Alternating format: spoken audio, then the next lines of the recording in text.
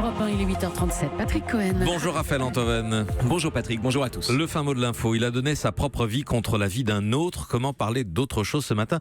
Vous revenez sur le geste du lieutenant-colonel Arnaud Beltrame qui s'est volontairement substitué à un otage dans le Super U de Trèbes et qui en est mort. Oui, l'hebdomadaire La Vie raconte à juste titre que le geste sublime d'Arnaud Beltrame rappelle celui du père franciscain Maximilien Kolbe qui, le 31 juillet 1941, alors que les gardiens d'Auschwitz ont condamné 10 innocents à être enterrés vivants pour les punir de l'évasion d'un prisonnier, a demandé à mourir à la place d'un père de famille.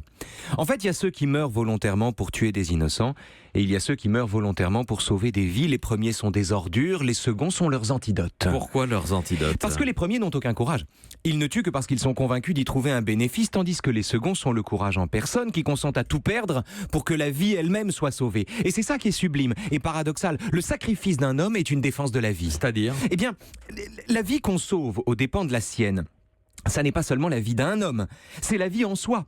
Quiconque sacrifie sa propre vie à la survie de l'inconnu qui est pourtant son frère en humanité, n'échange pas une vie contre une autre, il donne sa vie pour que la vie elle-même survive. En sacrifiant leur vie, les héros rendent la vie sacrée.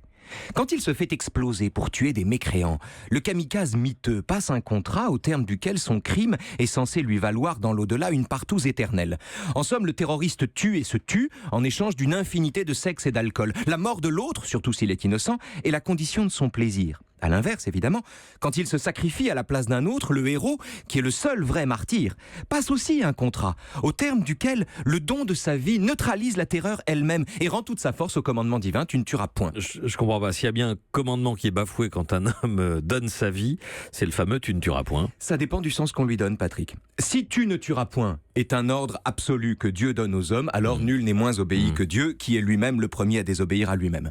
Mais tu ne tueras point n'est pas un ordre. Tu ne tueras point, c'est un constat. C'est le diagnostic que la victime volontaire qui donne sa vie pour une autre adresse à l'assassin. Toi qui me tues.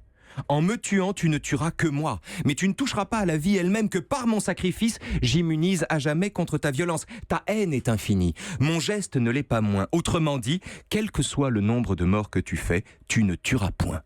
Le fin mot de l'info. Mourir pour des idées, d'accord. Raphaël Antoven, merci beaucoup. Europe 1.